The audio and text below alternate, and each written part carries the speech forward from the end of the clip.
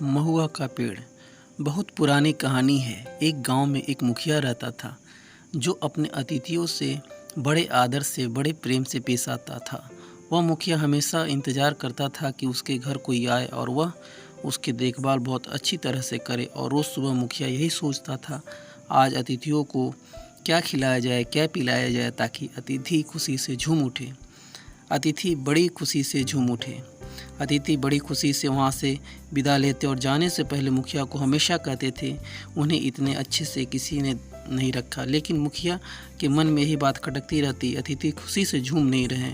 और रोज़ सुबह होते ही मुखिया जंगल में घूमता रहता, फूल कंदमूल फल इकट्ठे करता रहता ताकि अगर कोई अतिथि आए तो उन्हें अच्छी तरह से भोजन करा सके। मुखिया का बेटा भी पिता की तरह अतिथि सत्कार में बड़ा माहिर था।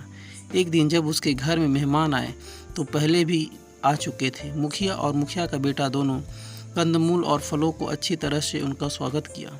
मेहमान भी बड़े प्यार से खुशी से खा रहे थे। खाते खाते मेहमान ने कहा, इस जंगल में सिर्फ यही फल मिलता है। हमारे उधर जंगल में बहुत तरह के फल होते हैं, पर मुझे तो ये फल बहुत ही अच्छा लगता है। मुखिया का बेटा अपने पिता की ओर देख रहा था। मुखिया ने कहा, हम जंगल में घूमते रहते हैं ताकि हमें कुछ और किस्म का फल मिल जाए, लेकिन इस जंगल में सिर्फ ये ही पाई जाती है। अतिथि ने कहा, मुझे तो सबसे बेहतर आपका अतिथि सत्कार लगता है।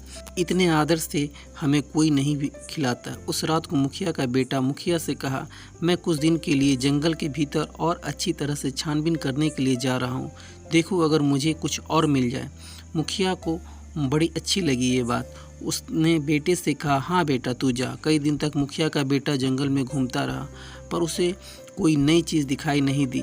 घूमते घूमते वह बहुत ही थक चुका था। एक पेड़ के नीचे बैठकर वह आराम करने लगा। अचानक उसके सर पर एक चिड़िया आकर बैठी और फिर फुदकती हुई चली गई। अरे ये चिड़िया तो बड़ी ही मस्ती में झूम रही है।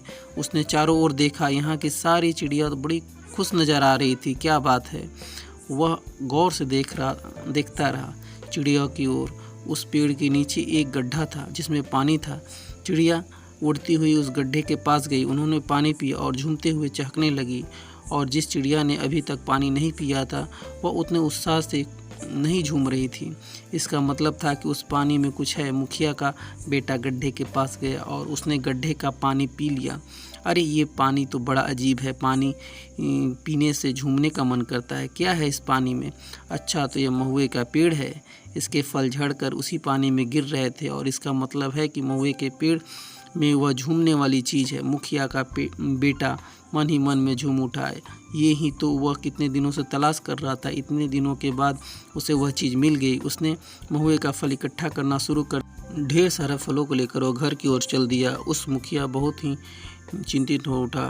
कहा गया उसका बेटा। उस दिन 3 अतिथि आए हुए थे। अतिथियों को मुखिया की पत्नी प्यार से खिला रही थी, पर साथ ही साथ उदास भी थी। अपने पति की और बार बार देख रही थी। अचानक मुखिया के चेहरे पर रौनक आ गई। उसकी पत्नी समझ गई कि बेटा वापस आ गया है। अतिथि अब जाने ही वाले थे, पर मुखिया के बेटे ने उनसे अनुरोध किया कि वह थोड़ी दिनों के लिए और रुक जाए। अपनी माँ को उसने सारी बात बताई।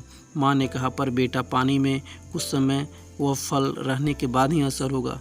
तुम्हारी बातों से मुझे तो यही समझ आ रहा है। मुखिया का बेटा मान गया। उसके बाद पानी में वह फल डालकर कुछ दिन तक वे इंतज़ार करने लगे। अगली बार जब अतिथि आए तो उन्हें वह पानी दिया गया पीने के लिए। उस दिन मुखिया की पत्नी और मुखिया का बेटा तीनों खुशी से झूम उठे, क्योंकि पहली बार अतिथि जाते वक्त झूमते हुए जा रहे थे। दोस्तों, ऐसी ही मज़ेदार कहानियाँ सुनने के लिए आप हमारे चैनल फुचकू हिंदी स्टोरी को लाइक शेयर एंड सब्सक्राइब करिए। आपका सहयोग हमारे लिए अमूल्य है। कृपया आप हमारे चैनल को सपोर्ट ज़रूर करें। कुछ आदमी को खिलाने पिलाने का बड़ा शौक़ होता है, लेकिन ऐसे आदमी बहुत ही कम पाए जाते हैं। कहानी सुनने के लिए आपका बहुत बहुत धन्यवाद। Thank you for watching.